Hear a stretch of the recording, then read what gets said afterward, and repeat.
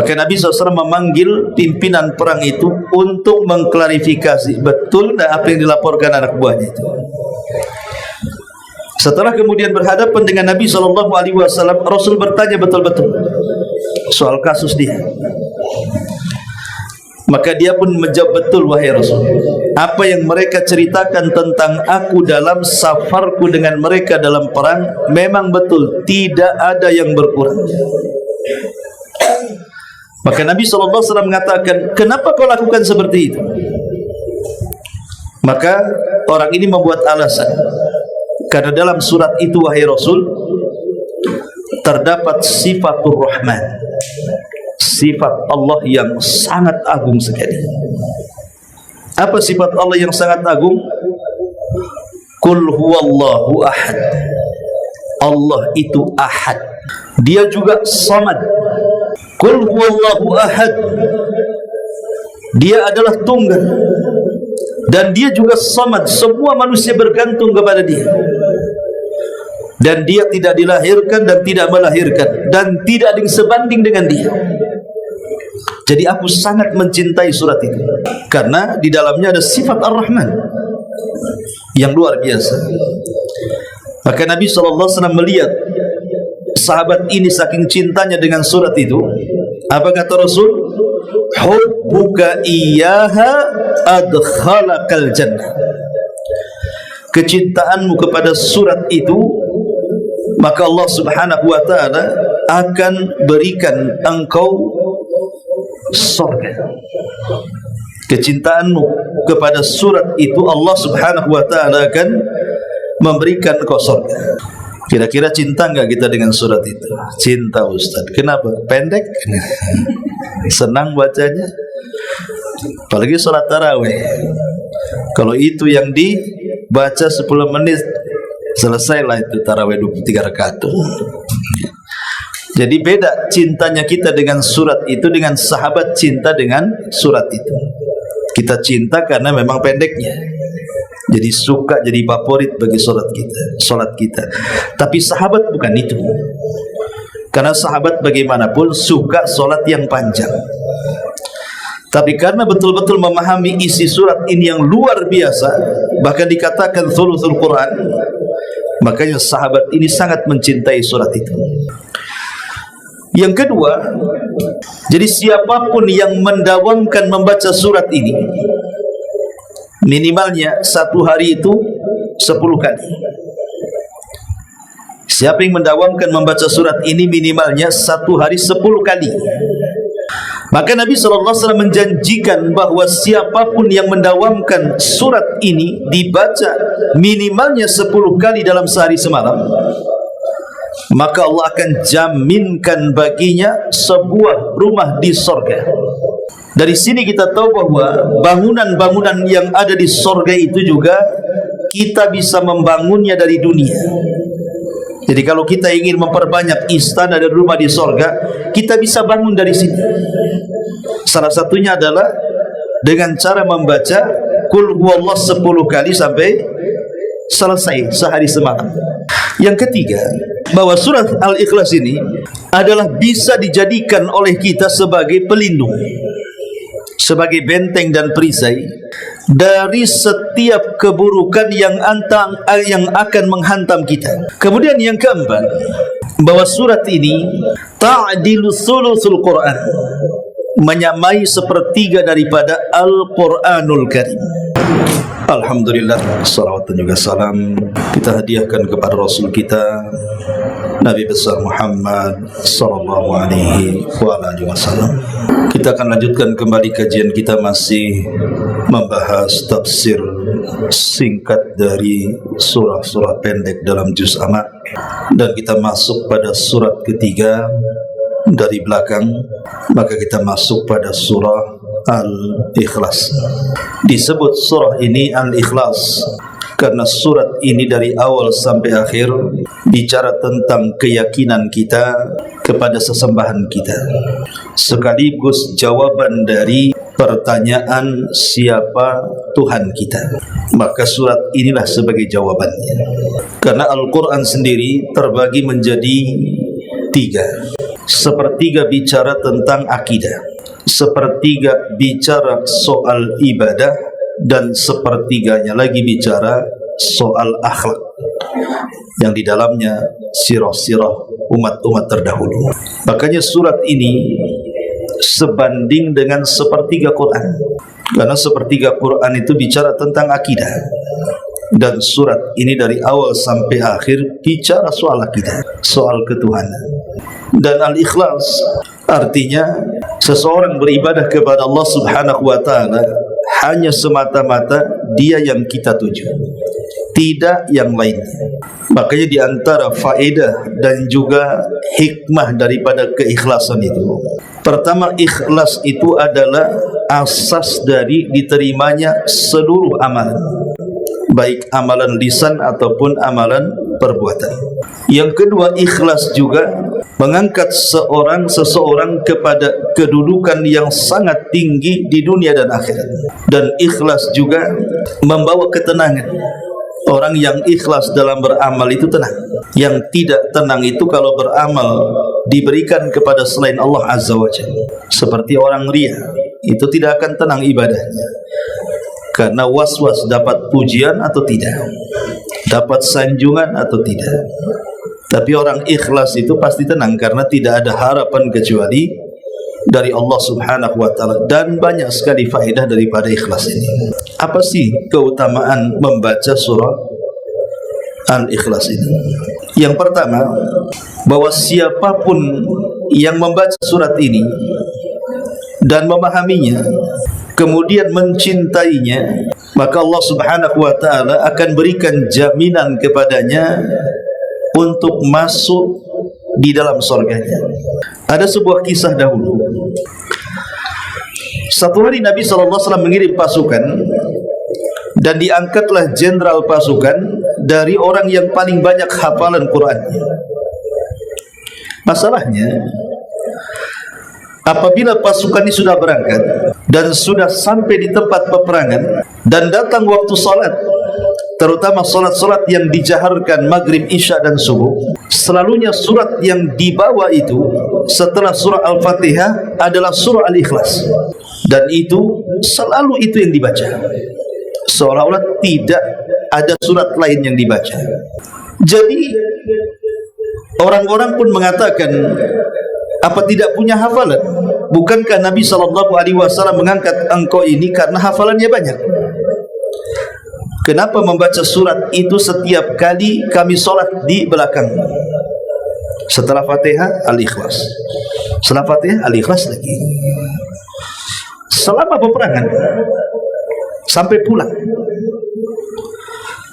Jadi kata pimpinan yang selalu membaca surah Al-Ikhlas ini mengatakan, kalau kalian tidak suka sholat di belakangku, silahkan kalian buat jamaah sendiri atau sholat sendiri-sendiri.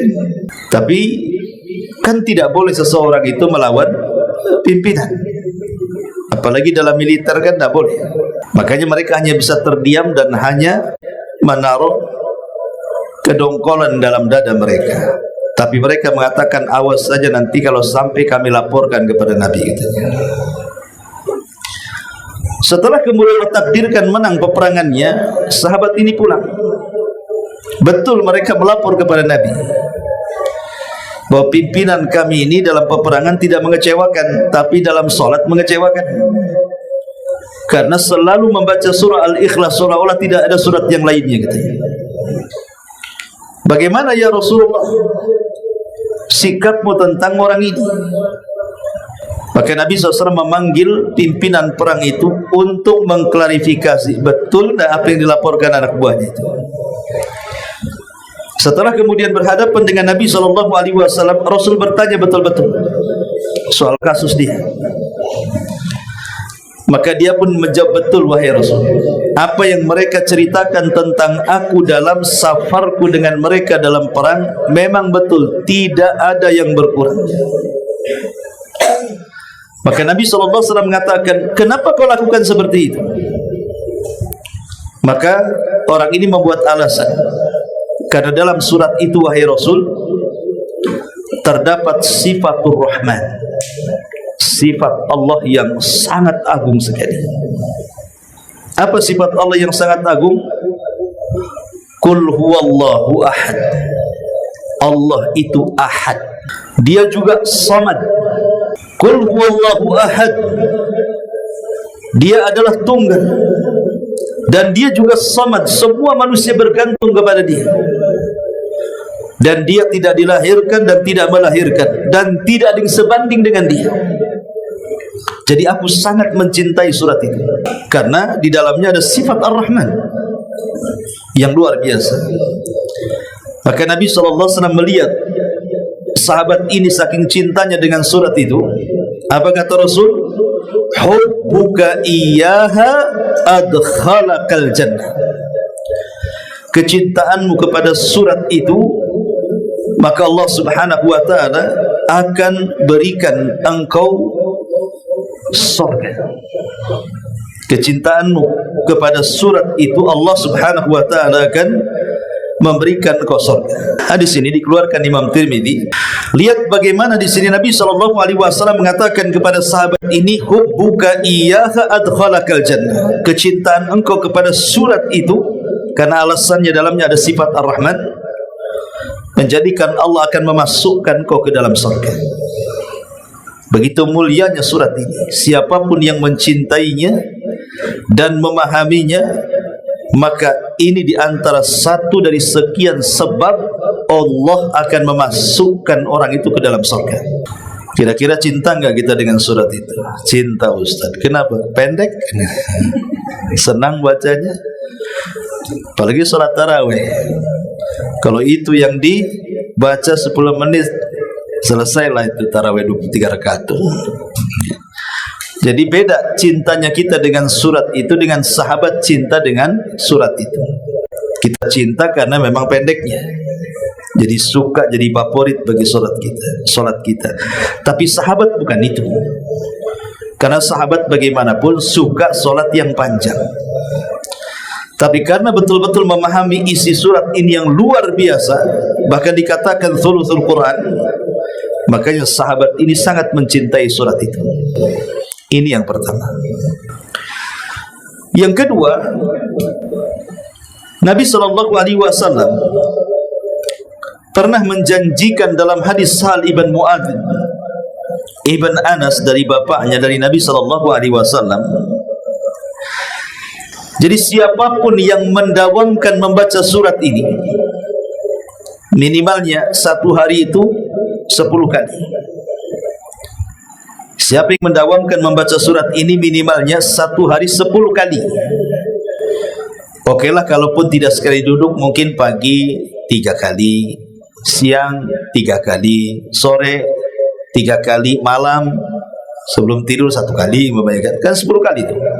Maka Nabi SAW menjanjikan bahwa siapapun yang mendawamkan surat ini dibaca minimalnya 10 kali dalam sehari semalam, maka Allah akan jaminkan baginya sebuah rumah di surga. Membaca surah Al-Ikhlas ini bukan perkara yang sulit, kan? Mungkin kalau kita baca tidak sampai 2 menit. Qul huwallahu ahad, Allahus samad, lam yalid wa lam yulad wa lam yakul lahu kufuwan ahad. Ada 2 menit? Tidak sampai, kan? Kalau kita membaca 10 kali, tidak sampai 10 menit sebenarnya. Tapi lihat bagaimana Allah Subhanahu wa ta'ala menjanjikan bagi kita sebuah rumah di surga.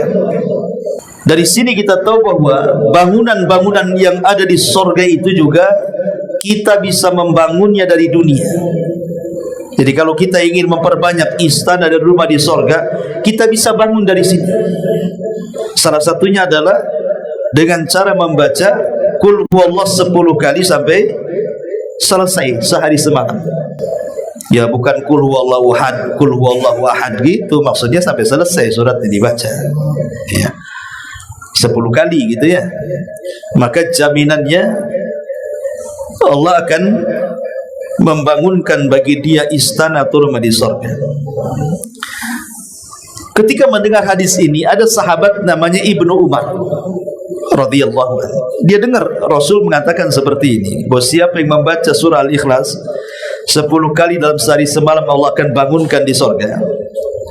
Jadi Ibnu Umar senang. Saking senangnya dia mendatangi Nabi SAW dan mengatakan, "Idzan nastaghfiru ya Rasulullah." Kalau begitu, aku akan lebih banyak lagi membaca surat itu supaya lebih banyak rumahku di sorga, katanya. Kata Ibnu Umar, kalau begitu saya akan memperbanyak membaca surat itu, dan aku menghendaki agar Allah banyak membangunkan rumahku di sorga. Maka Nabi SAW mengatakan, Allahu aktsar wa atyab. Allah juga akan memperbanyak rumah bagimu di sorga. Tenang saja. Coba bayangkan ikhwan, logikanya, kalau seandainya saya punya rumah di Nagoya ini, rumah yang mewah di tepi jalan di tengah kota di Nagoya ini, kemudian saya datang ke antum, kumpul malam ini di musola, sambil saya bawa kunci rumah itu. Coba, siapa yang ingin rumah saya yang ada di Nagoya yang harganya miliaran itu? Baca surah Al-Ikhlas 1000 kali. Bukan 10 kali ya, 1000 kali. Kira-kira antum mau baca nggak?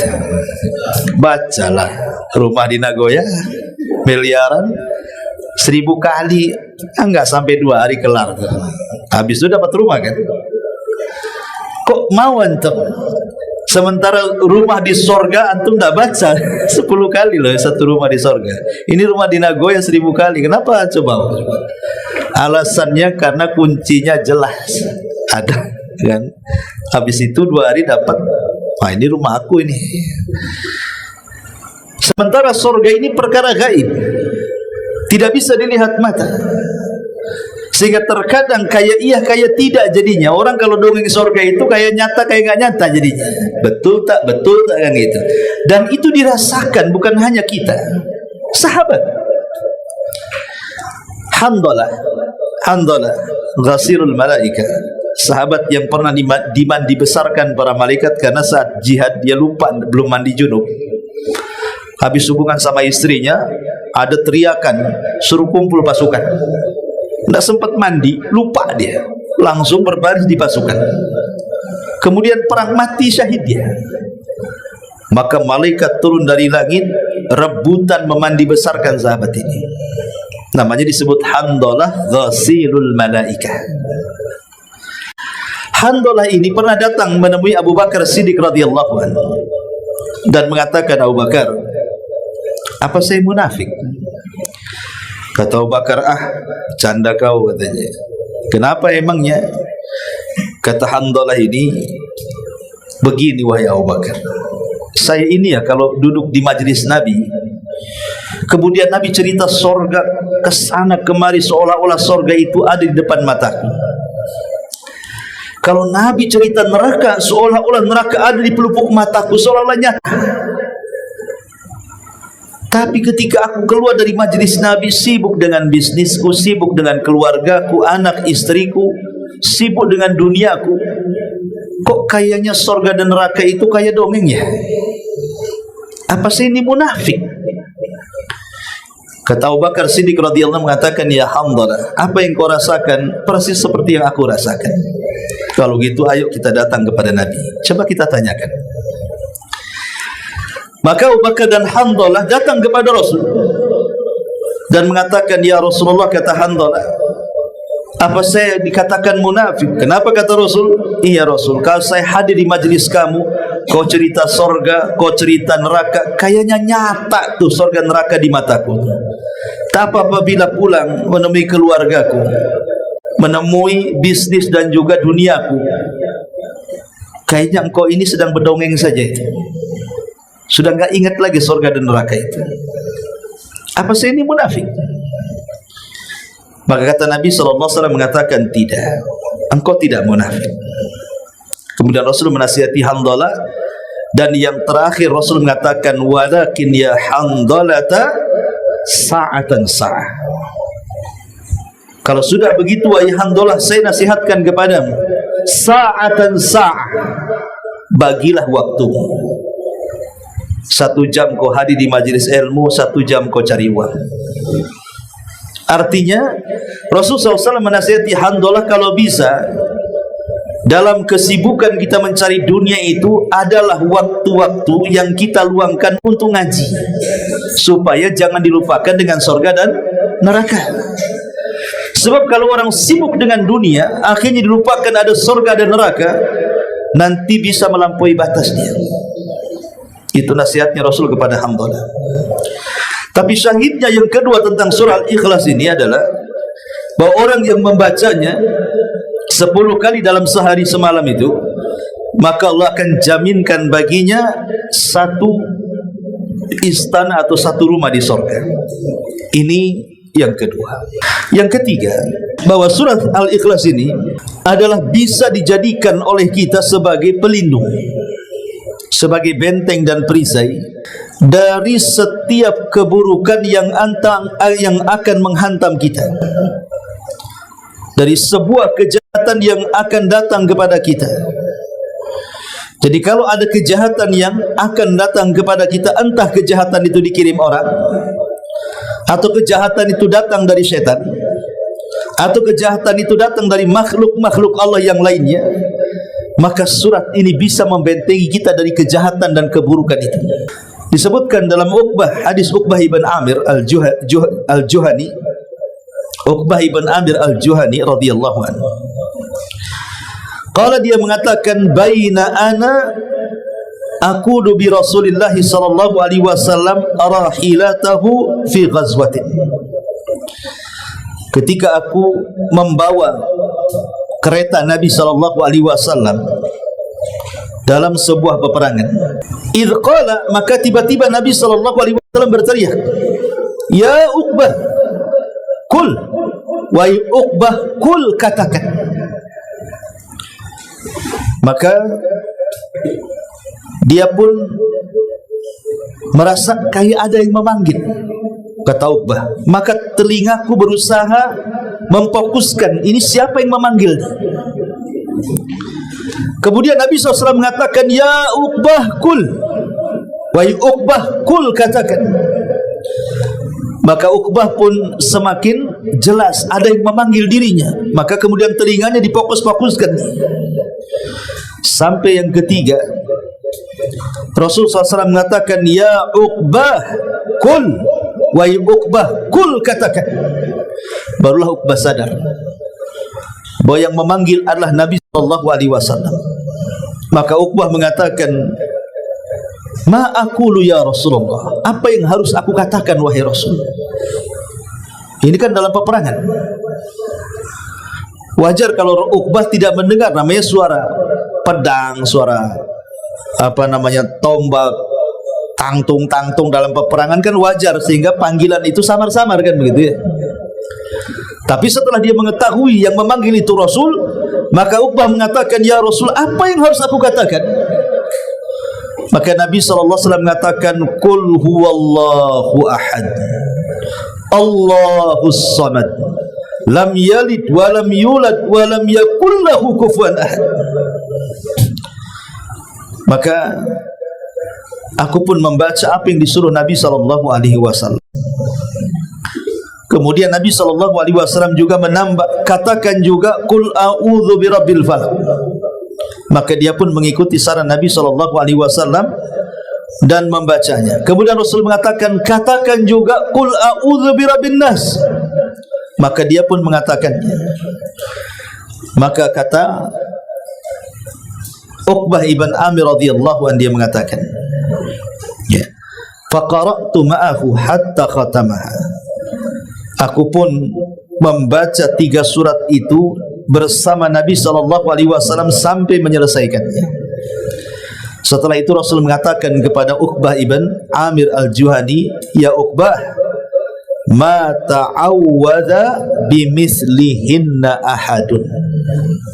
Tidak ada satu mantra pun yang bisa melindungi siapapun kecuali 3 surat ini.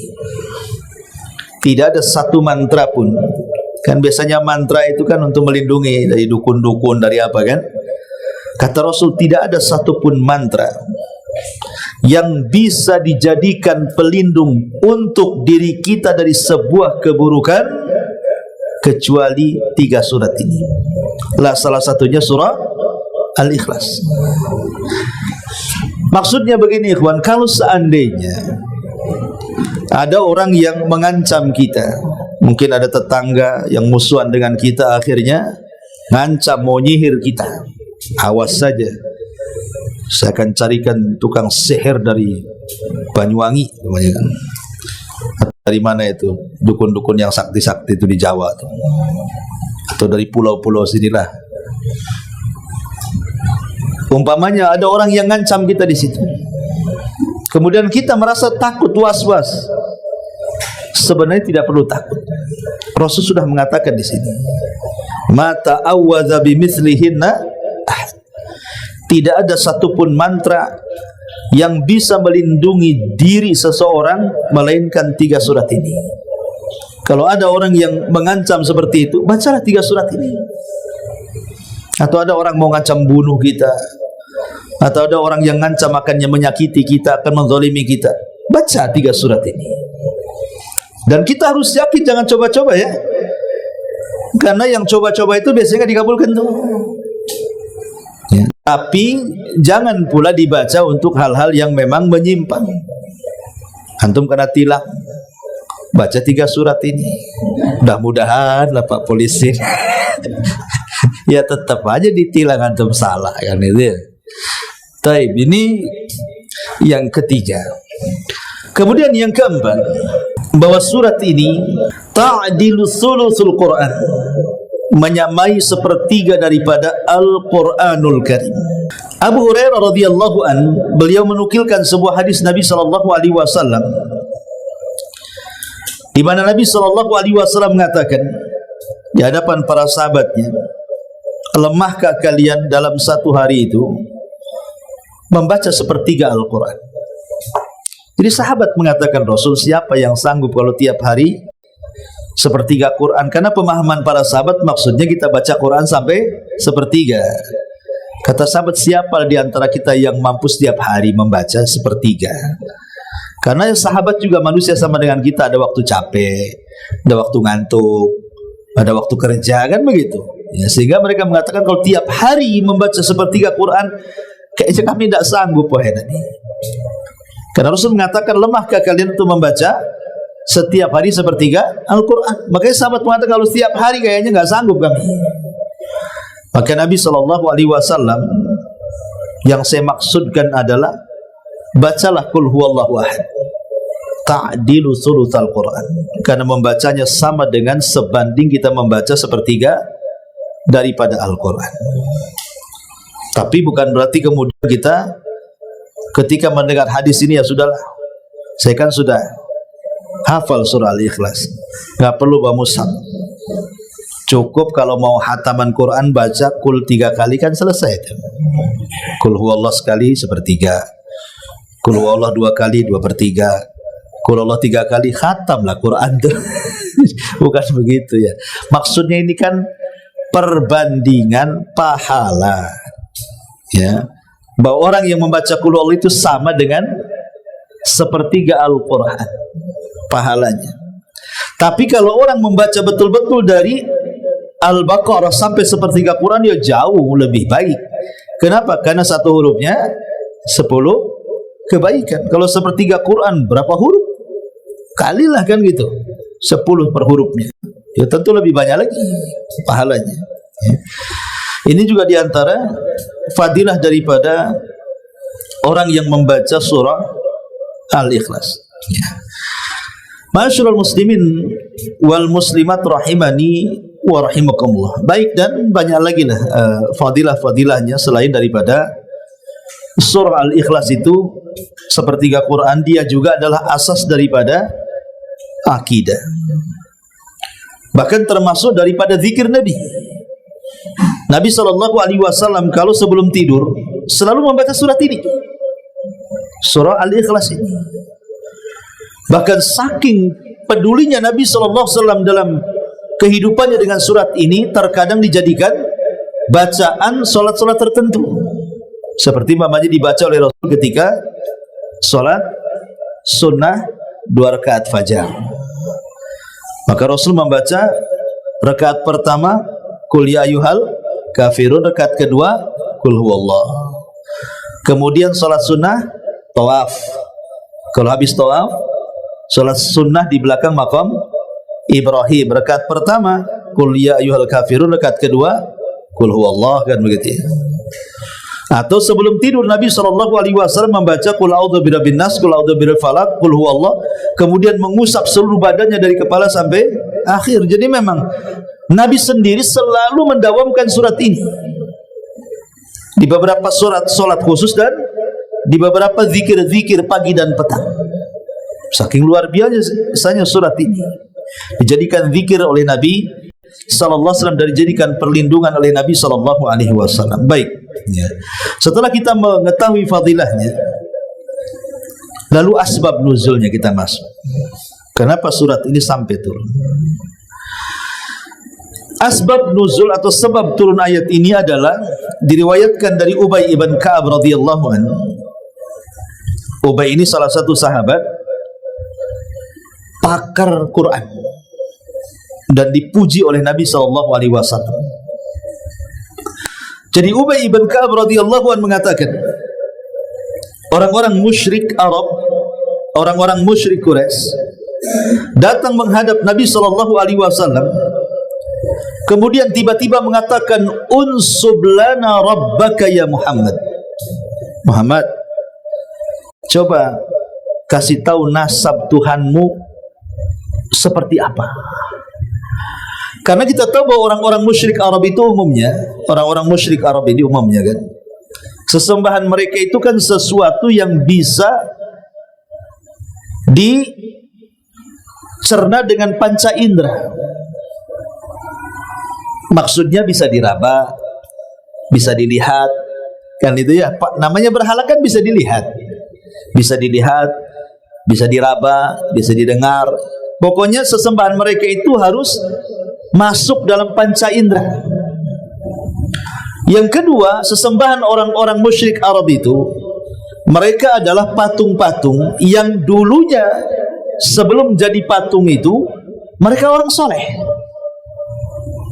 Ketika meninggal kemudian dipahat jadi patung.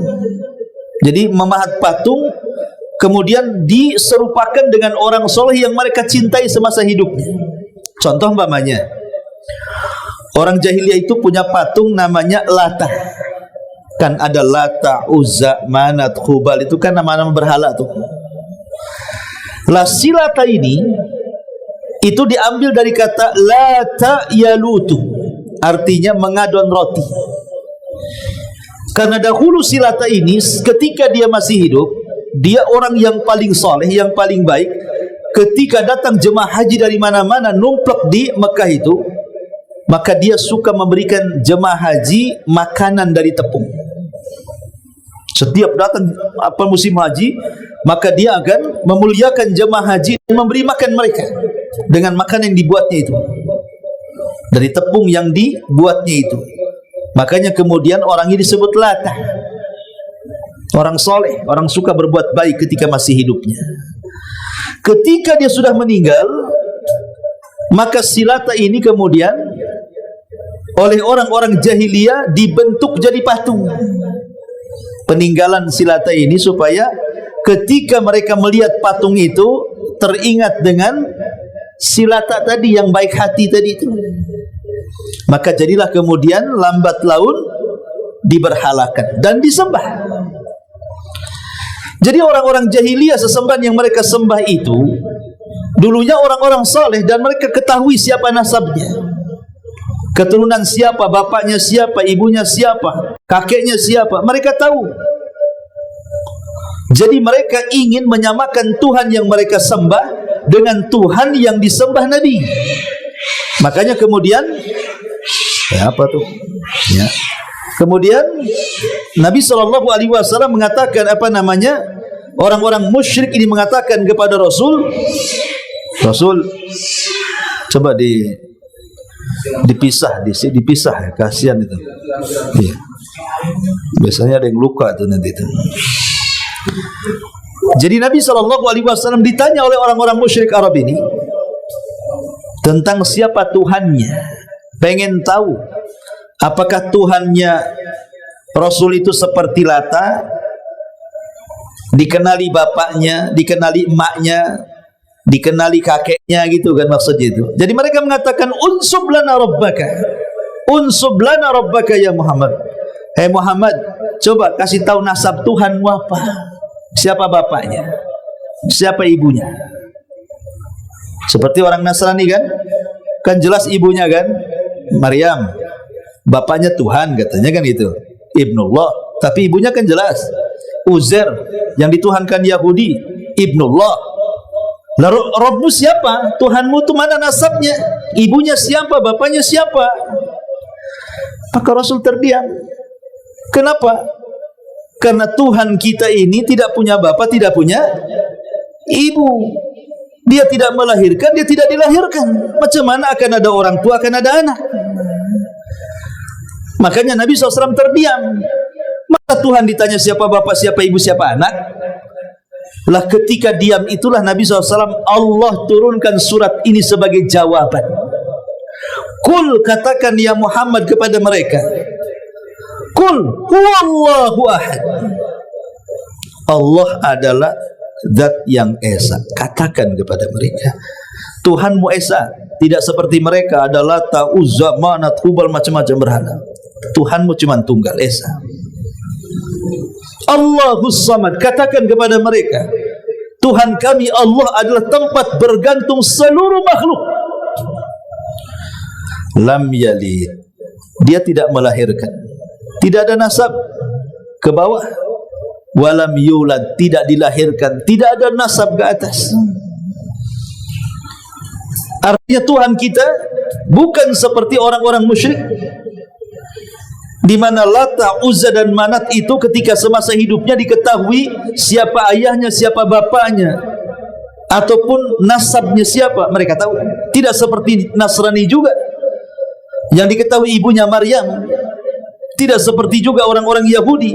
Tapi Tuhan kita adalah Esa, semua makhluk bergantung, dia tidak melahirkan dan tidak dilahirkan. Walam yakul lahu kufuwan ahad, dan tidak ada yang sebanding dengan ahad, dengan Allah Subhanahu wa taala. Jadi surat ini turun sebagai jawaban dari pertanyaan siapa Tuhanmu, gitu loh. Inilah jawabannya. Dan dalam Al-Quran, surat yang diawali kul itu ada berapa? Ada 5. Surat yang diawali dengan kul itu ada 5. Kul a'udzu birabbil falaq, kul a'udzu birabbin nas, kul huwallahu ahad, kul ya ayyuhal kafirun. Kemudian apa lagi? Surah Jin, kul uhiya ilayya annahu istama'a nafarun minal jinni faqalu inna sami'na qur'anan ajaba. Jadi surat yang diawali dengan kul itu ada 5. Dan kalau surat itu diawali dengan kul, berarti itu jawaban dari sebuah pertanyaan. Karena di sini orang tanya, orang musyrik datang kepada Rasul, coba siapa nasab Tuhan? Dikiranya Tuhan kita punya nasab, punya ayah, punya ibu. Nah, dia adalah zat yang tidak melahirkan dan tidak dilahirkan. Baik masyarakat muslimin yang dimuliakan Allah Subhanahu wa taala, setelah kita tahu asbab nuzulnya, baik sedikit kita akan bahas surah Al-Ikhlas sedikit. Di sini Allah Subhanahu wa taala memulakan surat ini dengan kalimat kul huwallahu ahad. Maksudnya ahad, ahad dalam zatnya, wahid dalam nama dan sifatnya. Apa bedanya ahad dan apa bedanya wahid? Kalau ahad bicara zat, kalau wahid bicara nama dan sifat. Begini ikhwan, kalau dalam bahasa kita ini Esa dengan satu, kan sama kan? Esa satu.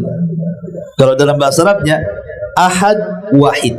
Kalau Esa itu satu-satunya angka yang tidak ada sebelum dan sesudahnya. Esa ya esa. Sebelum esa tidak ada, setelah esa tidak ada. Lain dengan satu. Sebelum satu, sifar, kosong, nol. Setelah satu, 2, 3, 4, 5, 6. Kan begitu ya? Kalau esa, sebelum esa apa? Kosong esa. Kosong juga. Setelah esa, 2 esa, 3 esa. Pakai 2, 3 juga kan begitu. Artinya esa itu tunggal. Tidak ada angka sebelum dan sesudahnya. Lah itulah ahad. Ahad itu tidak ada angka sebelum dan sesudahnya. Itulah zat. Zat Allah itu tidak ada makhluk sebelum dan sesudahnya. Allah itu awal dan dia pula akhir. Wal awwalu wal akhiru wal zahir wal batin. Dia yang awal, ahad, tunggal, zatnya cuma satu. Tetapi kalau wahid, berarti angka setelah wahid ada 2, ada 3. Wahid, itsnain, salasa, arba, khamsa, sitta, sab'ah, begitu kan dalam bahasa Arabnya kan? Itu bicara tentang nama dan sifat. Di mana nama-nama Allah itu bukan satu. Nama Allah itu ada 99 nama. Apakah banyaknya nama menunjukkan banyaknya zat? Tidak. Zatnya satu, namanya banyak. Lah nama yang banyak ini kembali ke satu. Sifat Allah itu bukan satu banyak, tapi banyaknya sifat itu kembali kepada satu ini. Makanya ahad fi zat wa wahid fi asma'ihi wa sifat. Kalau sudah esa berarti bicara zatnya, tapi kalau satu bicara sifat dan namanya. Karena nama dan sifat itu bisa 1, 2, 3 sampai 99, tapi nama dan sifat ini kembali ke ahad tadi. Bisa dipahami ini? Pemuter-muter ngomong saya ini. Yang jelas kul huwallahu ahad. Allah itu tunggal kan gitu. Tunggal dalam rububiyahnya, tunggal dalam uluhiyahnya, tunggal dalam nama dan sifatnya bagi Allah Subhanahu wa ta'ala. Kul huwallahu ahad. Allahus samad. Samad ini artinya Allah Subhanahu wa ta'ala adalah tempat bergantung. Allah tidak pernah berhajat kepada kita. Kita yang berhajat kepada Allah. Ketika Allah Subhanahu wa ta'ala memerintahkan kita untuk salat, puasa, zakat, haji, baca Quran, zikir, Allah tidak berhajat kepada kita. Bukan berarti karena Allah itu berhajat dengan kita sehingga kita salat karena Allah butuh dengan salat kita. Kemudian kita puasa, Allah butuh dengan puasa kita. Tidak. Salat itu manfaatnya kembali kepada kita yang salat, bukan kepada Allah. Puasa itu kembali manfaatnya untuk orang yang berpuasa, bukan kepada Allah. Sedekah kita manfaatnya kepada yang bersedekah, bukan kepada Allah. Allah lah enggak butuh dengan kita. Kalau kita ibadah, itu baliknya ke kita. Makanya ada hadis kursi yang mengatakan kalau satu dunia ini berkumpul, baik manusia dan jinnya, baik yang awal sampai yang akhirnya, kemudian mereka berada di satu hati yang paling jahat di permukaan bumi. Artinya semua kufur, semua musyrik, semua maksiat. Satu dunia ini manusia dan jinnya. Maka Nabi SAW mengatakan hadis kursi, tidak akan berkurang sedikit pun kekuasaan, tidak akan berkurang sedikit pun kekuasaan Allah. Kalau semua manusia bermaksiat, kekuasaan Allah tidak akan kurang sedikit pun. Sebagaimana kalau seluruh manusia beribadah kepada Allah Subhanahu wa ta'ala, tidak akan menambah secuil pun kekuasaan Allah. Kenapa? Karena Allah itu kaya. Dia enggak butuh dengan kita. Kita mau kufur ya silahkan, mau beriman silahkan. Itu baliknya kepada kita tuh. Kenapa? Karena dia samad. Kita yang bergantung kepada Allah, bukan Allah bergantung kepada kita. Dari sini kita tahu kalau Allah Subhanahu wa ta'ala adalah zat yang samad, semua manusia bergantung kepada Allah, maka timbullah ketenangan dalam hati kita. bahwa kita punya zat yang bisa kita gunakan untuk tempat bergantung. Jadi kalau kita dizalimi, tenang, jangan merasa kecewa dan sakit hati. Adukan kepada zat tempat bergantung kita, Allah. Tenang jadi. Kita cari rizki kok susah sekali. Minta kepada zat yang bisa kita bergantung kepadanya. Karena bagaimanapun Allah tempat bergantung kita ini zat yang maha kaya, zat yang maha kuat, zat yang maha bijaksana, zat yang maha karim, zat yang maha segala-galanya. Tapi coba antum bergantung kepada selain Allah. Antum bergantung kepada anggota dewan 5 tahun saja, habis itu kena demo, dijarah pula rumahnya, tak jadi anggota dewan, habis kekuasaan dia. Antum bergantung kepada polisi, purnawirawan tugas, selesai jadi rakyat biasa. Udah pensiun kayaknya masih jadi polisi aja. Tapi kan buat apa juga ada pensiun. Bergantung kepada presiden 5 tahun di negeri kita. Oke lah, umpamanya ditambah 10 tahun selesai. Bergantung sama orang kaya, kena KPK, atau mungkin bangkrut usahanya. Jadi makhluk itu kan ada limitednya, pasti ada waktunya. Manusia itu pasti ada waktu selesainya. Makanya bergantung kepada makhluk itu rugi, karena pasti akan kecewa.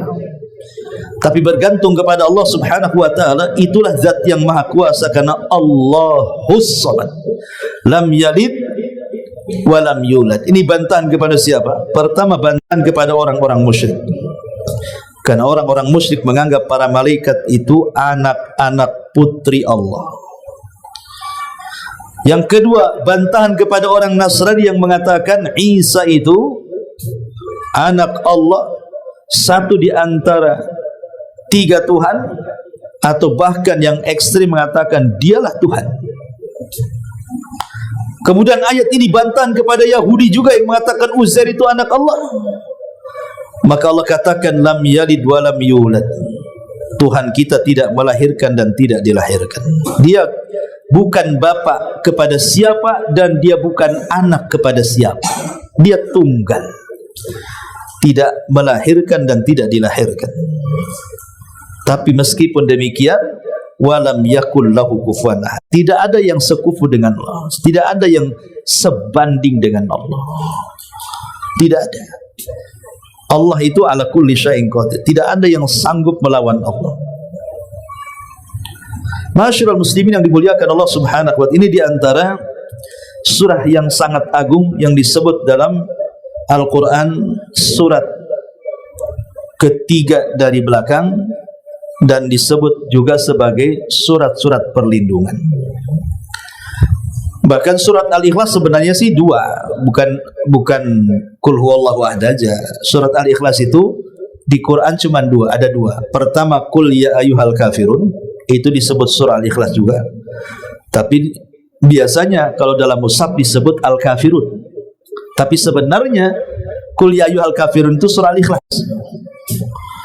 Qul huwallahu ahad juga surah Al-Ikhlas. Di Quran itu ada 2 surah Al-Ikhlas. Makanya kenapa? Karena dua-duanya disebut surah Al-Ikhlas. Selalu kalau sholat digandengkan dua-duanya. Seperti tadi 2 rakaat fajar, nanti rakaat pertama Qul ya ayyuhal kafirun, rakaat kedua Qul huwallah.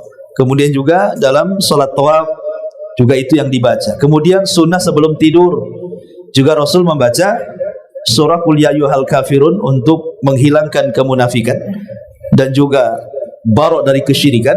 Kemudian surah Al-Ikhlas. Lalu kenapa dua-duanya disebut surah Al-Ikhlas? Apa bedanya? Bedanya, kalau surah Al-Ikhlas yang kita bahas Qul huwallahu ahad ini bicara tentang tauhid rububiyah. Tapi kalau Qul ya ayyuhal kafirun bicara tentang tauhid uluhiyah. Itu bedanya. Jadi kalau Al-Ikhlas Qul ya ayyuhal kafirun itu bicara soal peribadatan kita kepada Allah. Saya tidak menyembah apa yang kau sembah, kau juga tidak mau menyembah apa yang kau sembah. Kan bicara tentang peribadatan. Tapi qul huwallahu ahad ini bicara zat yang kita sembah. Siapa Allah? Allah siapa? Dia ahad, dia somad, lam yalid wa lam yulad wa lam yakul lahu kufuwan ahad. Itulah bedanya. Tapi saling melengkapi. Satu bicara tentang ibadah kita, satu bicara tentang zat yang kita ibadahi. Makanya wajar kalau dua surat ini disebut dua surat Al-Ikhlas. Bahkan kalau antum membaca surah Al-Kafirun sebelum tidur, apa kata Rasul? Antum akan dilepaskan dari dua perkara. Bara'atun minasyirki wa minan nifaq. Kita akan dibersihkan dari dua penyakit, kesyirikan dan kemunafikan. Tapi kalau surah Al-Ikhlas antum baca sebelum tidur, maka antum akan dipelihara dari seluruh keburukan saat tidur kita. Inilah diantara faedah daripada surah Al-Ikhlas. Wallahu alam. Saya kira satu surat saja. Ya, singkat-singkat saja, mudah-mudahan ada manfaatnya. Baik, sebelum saya tutup, kalau ada yang bertanya, silakan.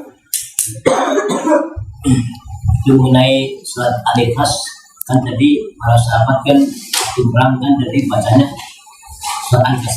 Iya. Tapi ada saya pernah membaca surat Al-Hadis itu mengatakan Allah gak suka kalau sholat subuh itu baca surat pendek.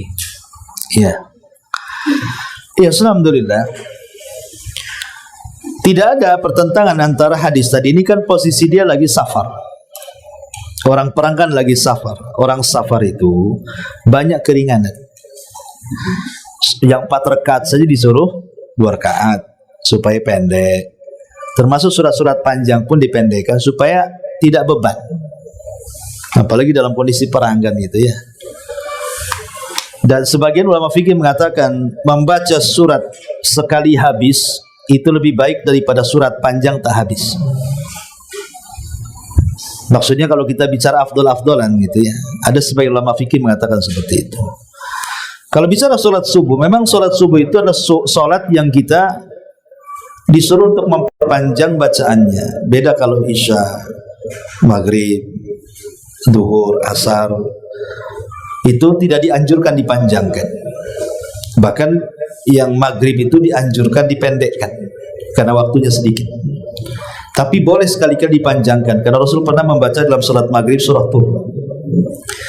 Kemudian juga isya, kemudian asar, duhur itu sedang bacaannya. Tapi kalau sholat subuh, karena Allah mengatakan inna Qur'anal fajri kana mashhuda, sesungguhnya bacaan Al-Quran di waktu fajar, di waktu subuh itu disaksikan para malaikat. Makanya sangat dianjurkan untuk dipanjangkan bacaannya karena disaksikan para malaikat. Makanya Rasul membaca dalam sholat subuh itu paling sedikit 100 ayat. Rasul membaca Al-Quran dalam sholat subuh minimalnya itu 100 ayat. Ya maksimalnya ya panjang lagi kan, itu kan minimalnya 100 ayat paling sedikit. Makanya sangat disunahkan dalam sholat subuh itu kalau bisa dipanjangkan. Bahkan di hari-hari tertentu disuruh membaca satu surat, seperti dalam hari Jumat. Di subuh itu disunahkan rakaat pertama surah Al-Insan, rakaat kedua surah Al-Jum'ah. Itu kan panjang surah Al-Insan dengan Al-Jum'ah itu kan, lumayan lah kan. Nah, jadi itu alasannya. Tapi kalau ketika safar tadi kan banyak. Yang kedua juga, sahabat ini ada alasannya. Kenapa dia membaca surat itu terus, dan bukan berarti dia tidak hafal surat yang lain. Tidak mungkin sahabat. Wong dipilih paling banyak hafalannya. Tidak mungkin kita berprediksi dia tidak punya hafalan. Justru dia hafalannya terbanyak kan. Cuman dia punya alasan sendiri kenapa dia membaca surat itu. Dan Rasul memuji alasannya. Ya, wallahu a'lam. Subhanaka bihamdika asyhadu an la ilaha illa anta astaghfiruka wa atubu ilaik. Allahu ta'ala alam. Assalamualaikum warahmatullahi wabarakatuh.